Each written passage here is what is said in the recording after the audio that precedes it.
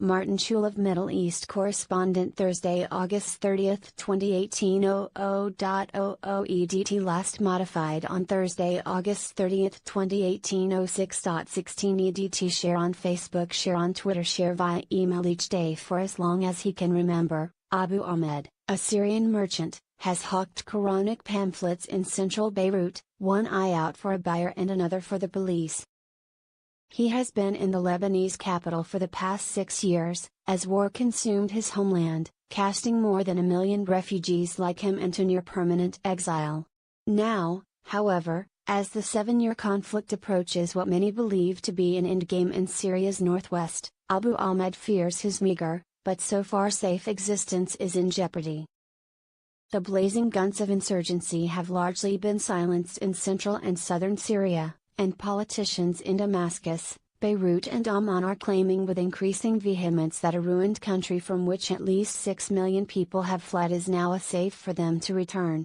Millions of Syrians are living in other countries in the region. 3.55 meters Turkey, Syria 976,000 to 249,123, Lebanon, Iraq 688,123, 130,300, Jordan, Egypt 3.55 meters Turkey, Syria 976,000 to 249,123, Lebanon, Iraq 688,123, 130,300, Jordan, Egypt. Guardian graphic. Source: UNHCR. Total includes 33,545 in other North African countries. Few Syrians in Lebanon seem convinced. I'll serve my country proudly and shed my blood for it with a smile on my face, but not like this, said Abu Ahmed, 41, who hails from the former opposition stronghold of Ghouta. But not for this chaos. We can't go back because of the risk of neighbors' petty revenge. They snitch on you and call you a traitor, and the next thing you know you're languishing in prison, for nothing. My town is filled with regime forces and thugs. How do they expect me to return? International donors, aid workers and diplomats are also wary of the insistence that post-war Syria is safe, and of the motives behind the claims. Senior representatives of all three say the relative quiet in Syria should not be confused with enduring order, and that entreaties from the country's president, Bashar al-Assad, are unlikely to mean a warm homecoming. Throughout the war, the loyalties of Lebanon's political class have been split on Syria, with roughly half of its parliament opposed to Assad, and the rest stridently behind him. With his government now backed into a winning position by Russia and Iran, some holdouts are trying to reposition themselves.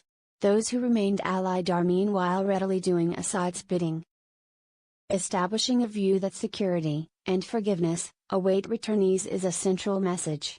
We invite all friendly nations to handle the Syria issue realistically, said the Lebanese Foreign Minister, Gibran Bassil. It is not in anyone's interest for Lebanon's economy to collapse under heavy migration. The circumstances in Syria have changed and many areas are safe. There is no reason for refugees to stay. In Jordan, whose monarch, King Abdullah, opposed Assad in the early stages of the war, the mood has also shifted. The welcome given to refugees as the Syria unraveled in 2012 has been replaced by rising hostility and forced deportations. Abdullah told the UN Refugee Commissioner, Filippo Grandi, earlier this week, the international community must face its responsibility towards the hosting countries, and at the top of them is Jordan. The Syrian crisis has taken a toll on Jordanian infrastructure, economy, education sector and well-being. Many who have monitored the crisis, in which at least 600,000 people have been killed and more than half the pre-war population displaced, say claims of a ground shift in Syria are false. Syrians should be able to decide whether they feel safe enough to return to Syria, said a former member of the UK government's Syria team. We must remember why Syrians fled their homes in the first place: barrel bombs, besiegement, starvation, detention and torture. For the millions who risked everything to make it to Lebanon, they did it because they had no other choice. The fact is, many Syrians will not be safe in Syria while Assad remains in power. They face being arrested, disappeared, detained, tortured, executed. To force them to return may be signing their death warrants. The war in Syria has created 5.6 million refugees in the region. 1 meter, 2 meters, 3 meters, 4 meters, 5 meters, 6 meters. 2013 August 2013 a sarin gas attack on rebel-held eastern Ghouta kills hundreds. 2014 June 2014 Islamic State declares caliphate. July 2015 rebels push close to Assad's western heartlands. 2015 Sept 2015 Russian airstrikes supporting Assad begin. 2016 December 2016 pro-regime forces recapture East Aleppo. 2017 Early 2018 Turkish forces attack Kurds in Afrin. Assad regime launches Eastern Ghouta offensive. 2018 6 meters August 2013 a sarin gas attack on rebel-held Eastern Ghouta kills hundreds. July 2015 rebels push close to Assad's western heartlands. 5 meters, 4 meters, 3 meters. Sept 2015 Russian airstrikes supporting Assad begin. December 2016 pro-regime forces recapture East Aleppo. Early 2018 Turkish forces attack Kurds in Afrin. Assad regime launches Eastern Ghouta offensive. 2 meters June 2014 Islamic State declares caliphate. 1 meter 02013, 2014, 2015, 2016, 2017, 2018 Guardian graphic. Source, UNHCR. Central to Lebanon's claims are that the number of refugees has taken a toll on its moribund economy and taken jobs in a workforce where unemployment levels have also been growing. Human Rights Watch said the claims are not supported by evidence, and that refugees were being scapegoated for shortcomings in Lebanon's economy that predated the war. The war in Syria has certainly hurt Lebanon's economy because of the slowdown in trade, but that's not attributable to the refugee crisis, said HRW's Lebanon researcher, Bassem Khawaja. Refugees have put a strain on infrastructure in Lebanon, from the school system to waste management, but on the other hand, the international community has poured in $5 billion, £3.9 billion, in aid since 2011. And refugees spending money on everything from rent to groceries in Lebanon has strengthened the economy. Neighboring governments can claim that Syria is safe all they want, that doesn't make it a fact. As long as refugees have well-founded fears of death or persecution inside Syria, then it's illegal for host countries to force or coerce them to return. On Beirut's Hamra Street, Hani, 49, from rural Damascus, fears just that. I have 3 sons, all above 18, she says. If we stayed they would have been taken to the military and I cannot see that happen nor will I let it happen. What mother wants her sons to die? One of my sons is paralyzed, the other 2 work as hard as they can, but we can barely make ends meet end of the month. Our village became notorious for arbitrary arrests and we couldn't remain. I am counting down the days for safety, I miss my home.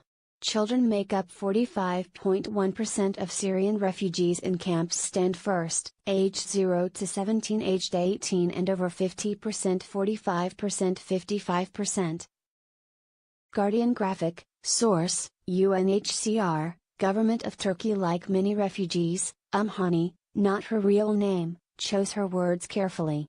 Others who spoke to The Guardian say they have heard constant reports from inside Syria that those who had returned faced extreme vetting from security agencies and a high risk of detention, especially if they come from opposition-held areas.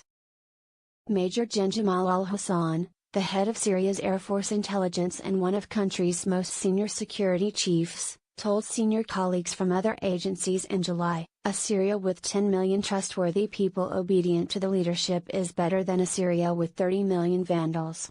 The comments were first reported by the Syrian Observer, and later confirmed. After 8 years, Syria will not accept the presence of cancerous cells and they will be removed completely. Vengeance has been a regular theme of the rhetoric of Syrian officials, who have discussed the post-war phase, and the looming offensive on Idlib province with allies in Beirut. Anyone who stood against them will be punished along with their family and clan, said a senior Lebanese military officer in regular contact with Syrian counterparts. They are ruthless and they have won. They have long memories, and this is their chance to make the country they want. Impunity also appears to be creeping into the Lebanese political discourse. Politicians in Lebanon have attacked UN Refugee Agency, UNHCR, for speaking the plain truth, said HRW's Khawaja.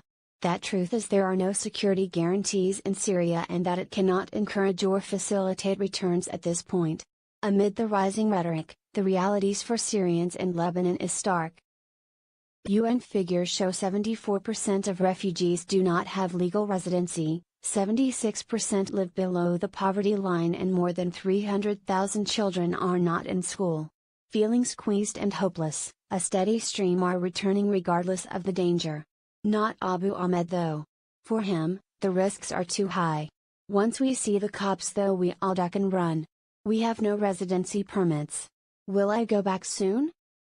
I doubt it. Will I stay here? I also doubt it. We've become gypsies.